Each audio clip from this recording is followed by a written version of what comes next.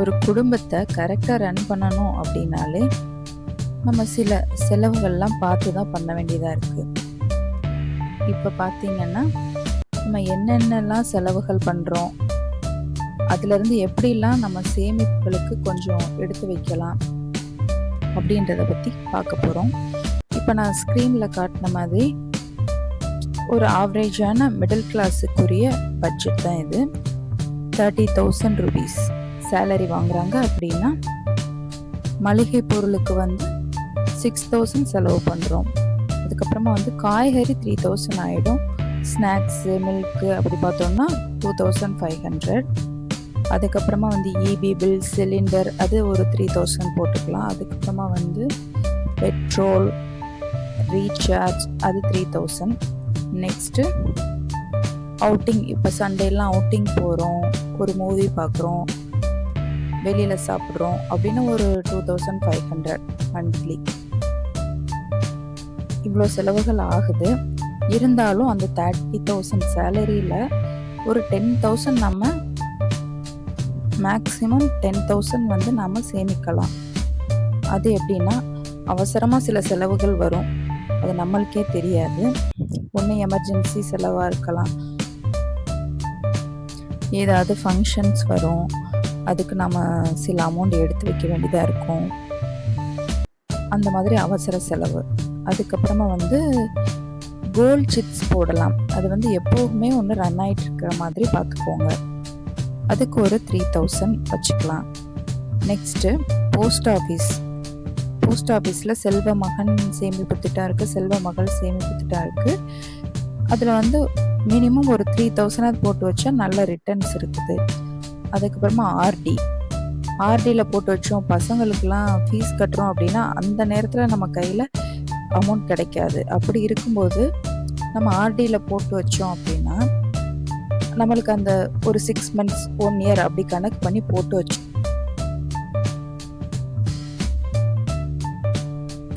School fees கட்டுறதுக்கு யூஸ்ஃபுல்லாக இருக்கும். நெக்ஸ்ட்டு இஎம்ஐ எல்லார் ஃபேமிலியிலையுமே இஎம்ஐக்கு பொருள் வாங்கியிருப்போம். ஆனால் அதுலேயுமே ஒரு லிமிட் இருக்குது. நம்மளுக்கு ஆஃபரில் கிடைக்கிறது அப்படின்றதுக்காண்டி நிறைய பொருளை வாங்கி போட்டு இஎம்ஐ கட்டிகிட்டு இருக்கிறவங்க நிறைய பேர் பார்த்துருப்போம். அந்த மாதிரி இருந்தாலும் நம்மளால் செலவுகளை மேனேஜ் பண்ணவே முடியாது.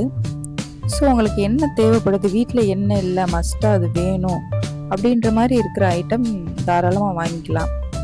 இப்போ உங்கள் வீட்டில் சின்ன குழந்தைங்கள்லாம் இருக்காங்க, ரொம்ப இப்போ வெயில் காலம், ஏசி வேணும் அப்படின்ற மாதிரி ஒரு சில விஷயங்கள் வாங்கிக்கலாம். ஆனால் எல்லாமே வாங்கணும், கொஞ்சம் ஆஃபரில் கிடைக்கிது வாங்கிக்கலாம், இஎம்ஐ கட்டிக்கலாம் அப்படின்னு வாங்கி போடுறதும் தப்பான விஷயந்தான்.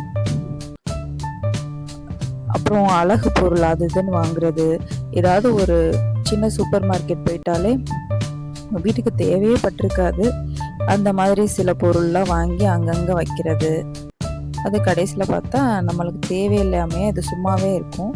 அதுக்கப்புறமா வெயிட் லாஸ் பண்ணுறேன்னு சில பேர் என்ன பண்ணுவாங்க, ட்ரெட்மில்லு அதுக்கு தேவையான ஐட்டம்ஸ்லாம் வாங்குவாங்க. வாங்கி யூஸ் பண்ணிட்டா பிரச்சனை கிடையாது, ஆனால் அதை வாங்கிட்டு அது சும்மா ஒரு இடத்துலையே இருக்கும். அதனால் அது நம்மளுக்கு தேவையில்லாத செலவு தான்.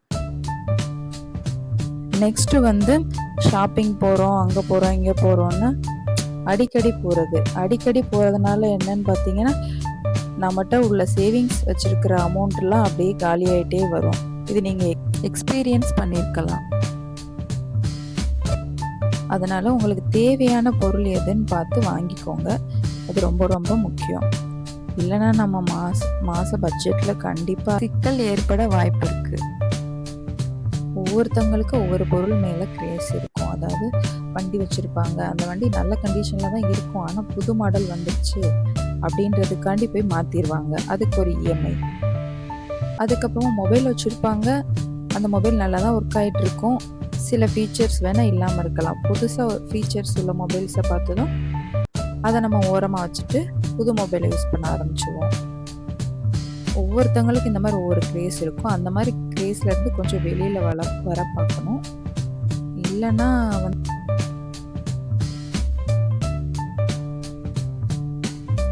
மைக்ரோவேவ் அவன் இதெல்லாம் யூஸ் பண்ணுறவங்க யூஸ் பண்ணுறாங்க. ஆனால் சில பீப்புள்ஸ்லாம் வாங்கிட்டு அது சும்மாவே தான் வீட்ல இருக்குது. வாங்கிட்டு ஒரு 1 வீக் யூஸ் பண்ணுவாங்க. ஒரு 2 வீக்ஸ் யூஸ் பண்ணுவாங்க. அதுக்கப்புறமா அதில என்ன பண்ணுறதுன்னே தெரியாம, அப்படியே அது ஒரு இடத்துலயே தான் இருக்கும். இந்த மாதிரி உள்ள பொருளுக்கு இஎம்ஐ கண்டிப்பா தேவையில்ல. அது மாதிரி ஒரு பர்ப்பஸ்க்கு வாங்குறவங்க, இப்ப கேமரா வாங்குறாங்க, இல்ல நல்ல மொபைல் வாங்குறாங்க அப்படின்னா, அதனால நம்மளுக்கு ஏதாவது பர்ப்பஸ் இருக்கா? நம்மளோட ஜாபுக்கோ எதுக்காவது யூஸ் ஆகுதா? அப்படின்னா ஓகே. ஆனா நார்மலான ஒரு விஷயத்துக்காக இவ்ளோ செலவு பண்றது யோசிச்சு தான் பண்ணணும். எல்லார் வீட்லயும் இருக்கு, ரிலேட்டிவ் வீட்ல இருக்கு அப்படின்றதுக்காண்டி எந்த பொருளையுமே வாங்கி வைக்காம இருக்கிறது நல்லது. ஏன்னா அவங்க வீட்ல இருக்குதுன்னா அவங்க யூஸ் பண்ணுவாங்களா இருக்கும். ஆனா நம்ம வந்து அது நம்மளுக்கு தேவைப்படுமா அப்படின்றத யோசிச்சு வாங்குறது நல்லது. இல்லன்னா நம்ம வந்து மாட்டிப்போம். சில லேடீஸ்லாம் வீக்லி வந்து ஷாப்பிங் போயிருவாங்க. அவங்ககிட்ட அமௌண்ட் எவ்வளோ இருக்கு அதெல்லாம் பார்க்க மாட்டாங்க. அவங்களுக்கு தேவைப்படுதோ படலையோ ஷாப்பிங் போய் அவங்களுக்கு பிடிச்ச நிறைய ஐட்டம்ஸ் வாங்கிருவாங்க. அதுக்கப்புறமா மாதம் முடியும் போது தான் தெரியும், அதில் சில பொருள்லாம் நம்மளுக்கு தேவையே பட்டிருக்காது. வாங்கி சும்மாவே வச்சிருக்கிற மாதிரி இருக்கும். மேல் வீட்டில் இருக்கு, கீழ் வீட்டில் இருக்கு, எதிர் வீட்டில் இருக்குன்றதுக்காண்டி நம்ம வீட்லேயும் இருக்கணும்னு நினைக்கிறது தப்பான விஷயம்.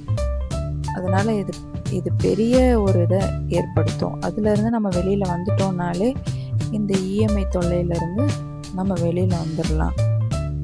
அதனால் நம்மளுக்கு யூஸ்ஃபுல்லாக உள்ள ஐட்டம்ஸை மட்டும் இஎம்ஐயில் வாங்கிட்டு நம்ம அடுத்து என்ன சேமிக்கலாம் அப்படின்றத பார்த்து நகர்ந்துக்கிட்டே இருக்கலாம்.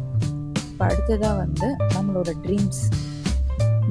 ட்ரீம்ஸ் ஒரு நல்ல வீடு, அதுக்கப்புறமா வந்து நகைகள், கோல்ட் ஷீட் மூலமாக நம்ம வாங்குகிற நகைகள், குழந்தைங்களோட படிப்பு, இது ரொம்ப ரொம்ப முக்கியம்.